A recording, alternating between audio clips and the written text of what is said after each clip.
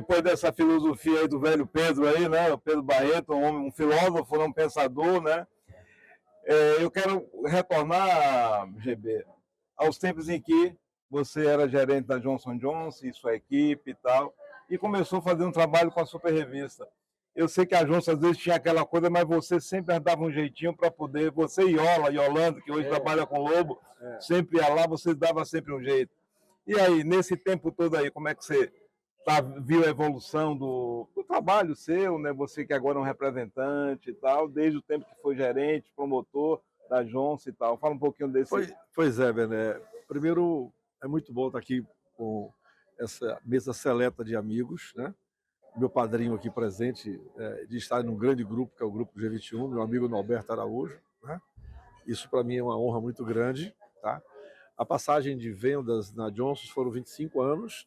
Eu costumo dizer assim, entrei menino e saí menino. Porque a gente saiu bem fisicamente, bem tecnicamente e profissionalmente falando.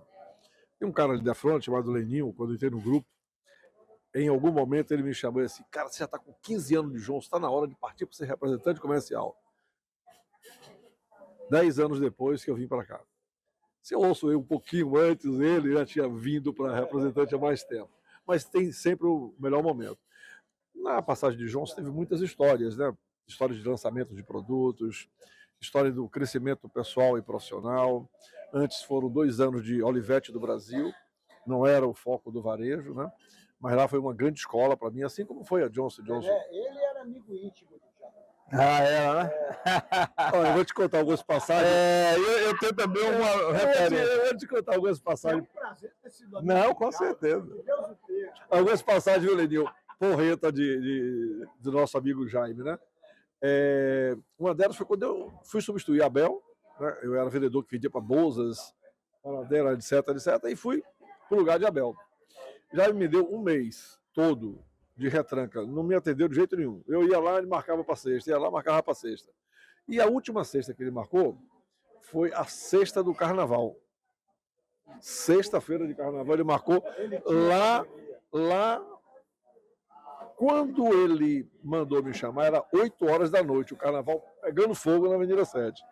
E até para eu dizer em casa que eu estava trabalhando, era difícil, né? Sexta de carnaval.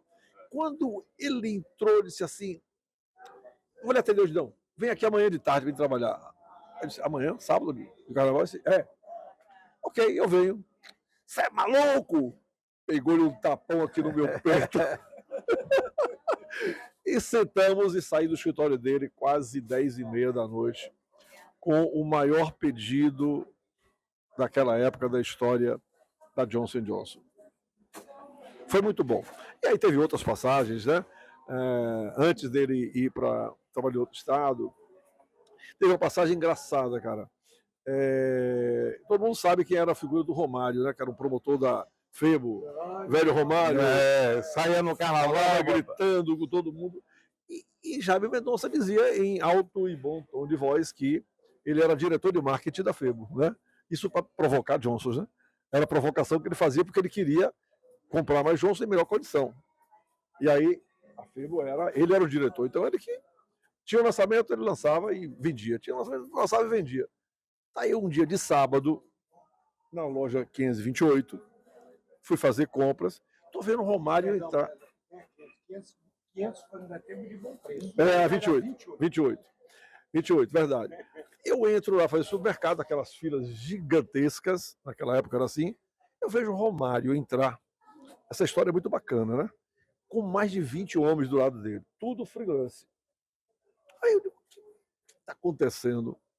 Aí eu comecei a observar os passos de Romário e eu larguei o carrinho lá com a mulher e fui acompanhá-la ver tudo isso, né?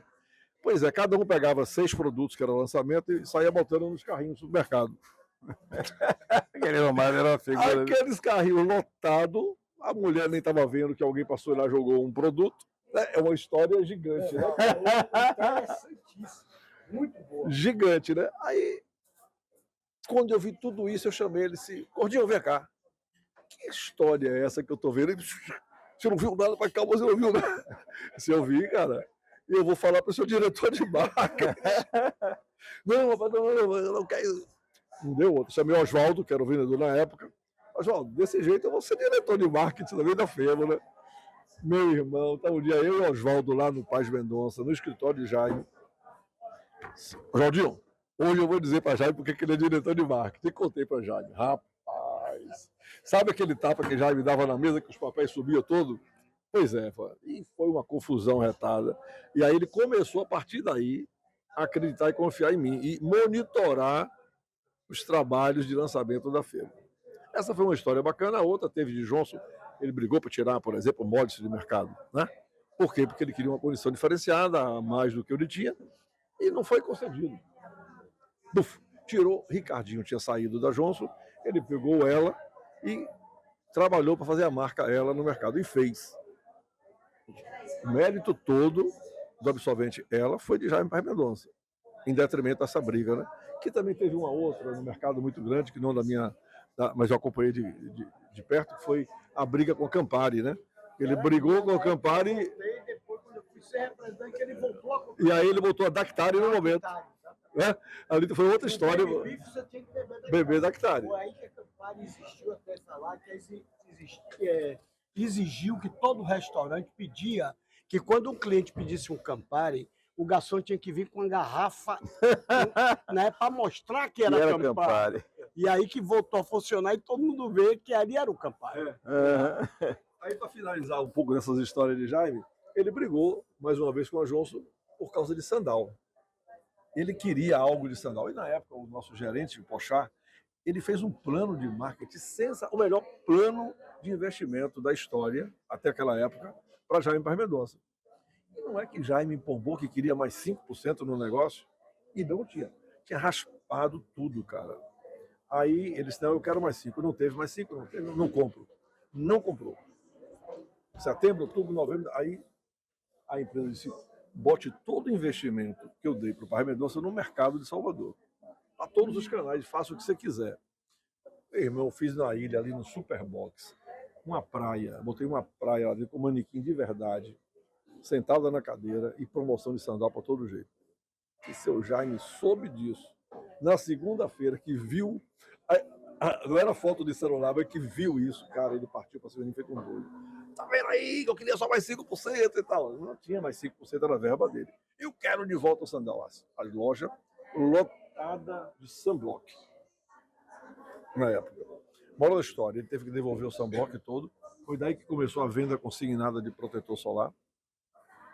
E eu fiz uma campanha de rádio, como o Pedro Barreto falou sobre mods, em cima tinha uma micro-ondas, eu fiz uma campanha com a Rádio FM, escreva uma frase com o nome de Sandal e Verão e concorra a um kit. O kit era fantástico.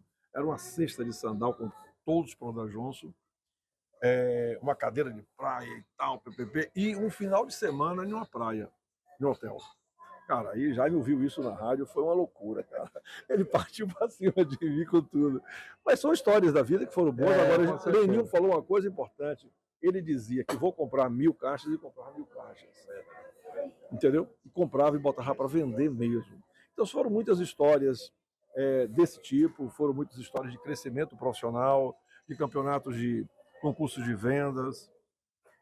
E hoje eu estou como representante, assim como os demais colegas aqui, e é outra história. A gente pensa que a carreira solo, mas de solo não tem absolutamente nada. São inúmeras responsabilidades que nós, como profissionais, temos em nossos escritórios, de tudo, sobretudo, e construir marca do mesmo jeito, né?